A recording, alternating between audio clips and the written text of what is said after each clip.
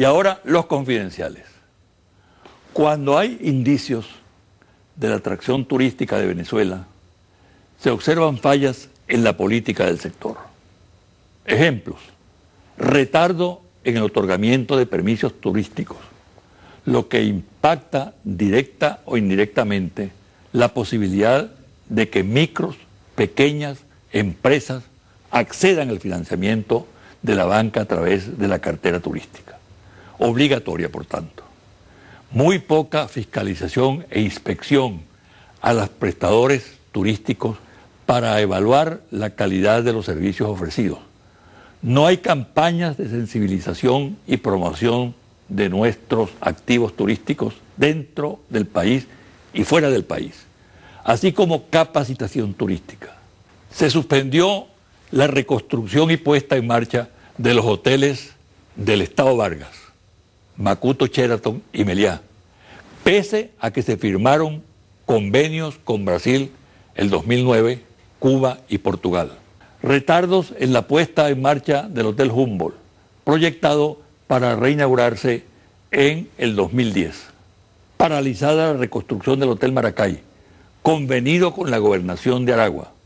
Las posibilidades turísticas del país son inmensas, pero se necesita impulsar una política agresiva y competitiva.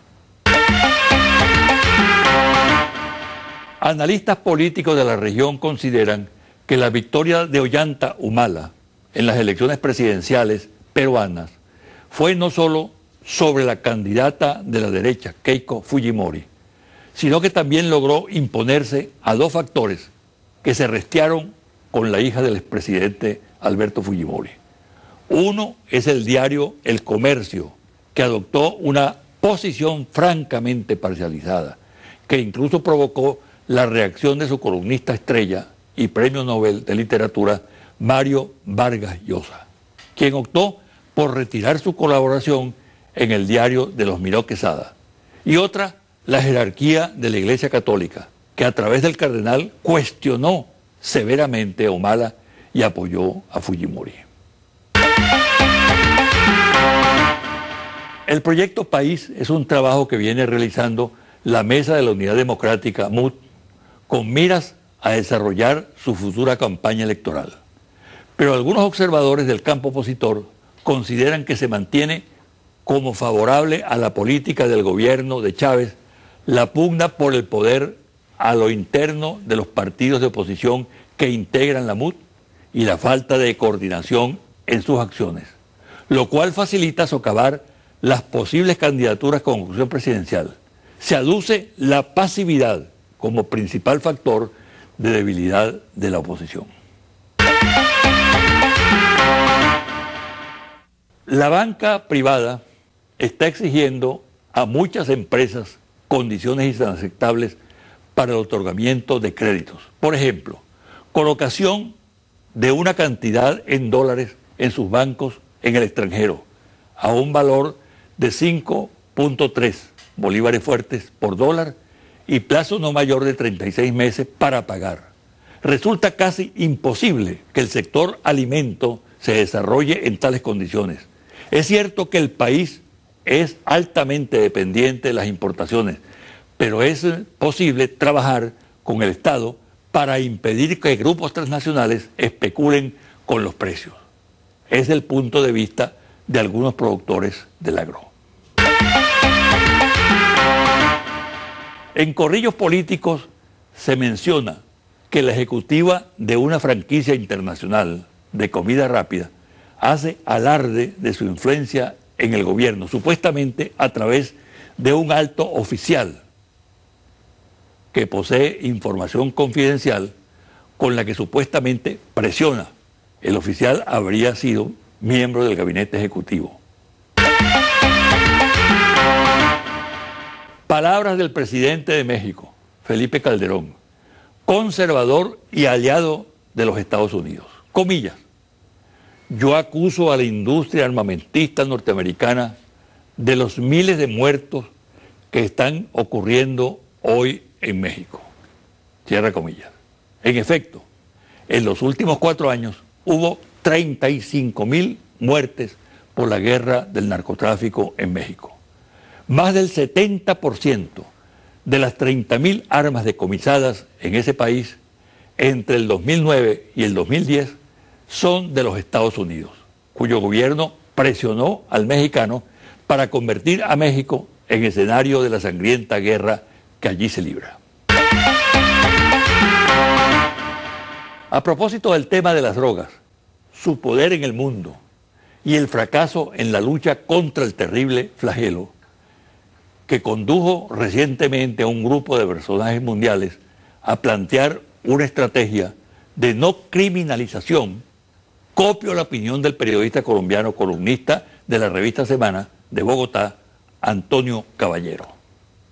Comillas, 40 años explicando lo que debiera ser evidente a simple vista, se refiere el columnista al planteamiento que ha hecho desde hace tiempo, y viene a descubrirse ahora por parte de presidentes, exministros y exsecretarios de la ONU, que la guerra contra la droga no resuelve el problema de la adicción, sino que lo agrava y que no le sirve a nadie salvo a las mafias de narcotraficantes. Ahora, ¿por qué tras 40 años de comprobado fracaso se empeñan en mantenerla el gobierno de los Estados Unidos? Porque a él también le sirve, cierra comillas. Y el periodista explica luego cómo le sirve a la DEA, al Pentágono y al propio Departamento de Estado. En la actualidad hay en el país cerca de 1.500 cajas de ahorro distribuidas entre el sector público y el sector privado. Aproximadamente 1.500.000 trabajadores están afiliados a algunas cajas en el sector público. Está registrado en ese sector un total de 705 cajas con más de 800.000 socios. El capital de estas instituciones, solo del sector público, maneja por encima de los 10.000 millones de bolívares. Y en el sector privado hay 520 cajas. El órgano encargado de regular el subsistema de la Superintendencia de Cajas de Ahorro, SUDECA, que en la actualidad, según parece, está siendo desmantelado. Es así como el área clave de fiscalización solo tiene 12 personas calificadas para realizar la actividad. Es considerable el riesgo que corren los fondos de los afiliados y sería importante que antes de que se plantee una crisis se adopten medidas de protección. El sacerdote Bruno Renaud, de Petare, quien mantiene una columna en el diario Últimas Noticias, escribió hace poco sobre el nuevo rector de la Universidad Católica Andrés Bello, el sacerdote jesuita José Virtuoso. En un ácido párrafo, el referido articulista Renaud dice, comillas, caramba, hay que ver lo poderoso que es el diablo en esta santa casa de estudios que diriges. Se dirige precisamente al padre Virtuoso. Siempre me había preguntado cómo podía tu predecesor, se refiere al padre Luis Ugalde, haber pasado de sus opiniones políticas izquierdistas, casi incendiarias, en las décadas de 1970-1980, a una expresión pública tan alejada de esta opinión escrita en su rectorado, pero constato con horror que pareces ir por la misma senda. Cierra comillas. Y el padre Renaud concluye con esta frase: ojalá me equivoque, Joseito, porque me da tristeza lo que presiento. En una zona desértica de Emiratos Árabes Unidos se está creando el equivalente a un arma secreta efectiva no solo en el interior del territorio, sino también en otros países del Medio Oriente y África del Norte. Eric Pince la está realizando. Él formaba parte antes de un cuerpo expedicionario de los Navy SEALs, los cuales fundaron en el 97 la sociedad Blackwater, que es la compañía militar privada más grande del mundo, que el Pentágono utilizó en Irak, Afganistán y en otras zonas de guerra.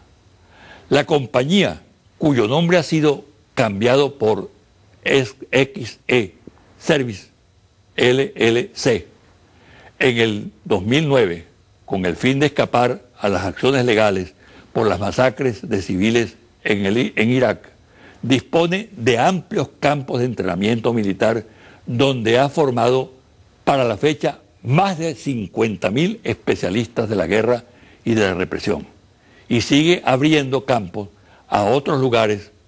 Los mercenarios son reclutados en diversos países, entre otros África del Sur, Colombia y México. 1.300 trabajadores jubilables de CanTV, INOS, CADAFE, MOP y otras instituciones que han sido víctimas de las privatizaciones de los años 90, según explican, tienen actualmente un reclamo en la Asamblea Nacional, en la Comisión de Desarrollo Social Integral, presidida por el diputado Osvaldo Vera. Solicitaré al diputado Vera información, la cual llevaré a esos trabajadores que requieren mi intervención. Les ratifico por esta vía que pueden contar con mi solidaridad en el reclamo de tan justa reivindicación. El Ministerio Público y la Contraloría General de la República van a ser requeridos próximamente para que investiguen la actuación de los alcaldes de Latillo, Estado Miranda, en el otorgamiento de permisos a empresas constructoras inescrupulosas, lo cual ha generado un caos en materia de servicios y contaminación ambiental en ese municipio. Prácticamente Capriles Radosky, candidato de Primero Justicia, ya tiene asegurado el apoyo en las primarias de la oposición del próximo 12 de febrero del llamado Frente Progresista, integrado entre otros partidos por Causa R, Podemos, MAS y también, fuera de la MUD, de el PPT. Confidencial al cierre.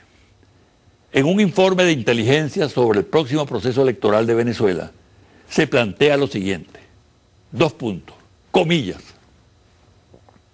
La elección presidencial del 2012 se desarrollará en un contexto de alta pugnacidad internacional, contra todas y cada una de las fases del proceso electoral, en procura de generar mecanismos de tutelaje extranjero sobre la elección. La presión interna y externa para la instalación durante varios meses de misiones de la OEA y la Unión Europea ya comenzó y se irá intensificando con el transcurrir de los meses.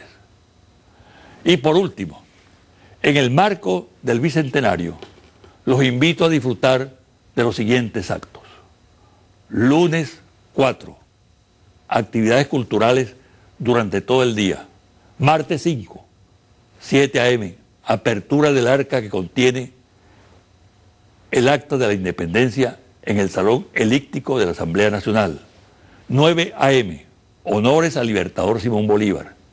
10 a.m., desfile popular militar. 6 p.m., reinauguración de la Plaza Diego Ibarra. Hasta aquí el programa de hoy. Me despido hasta el próximo domingo, a las 9 de la mañana, por este canal Televideo.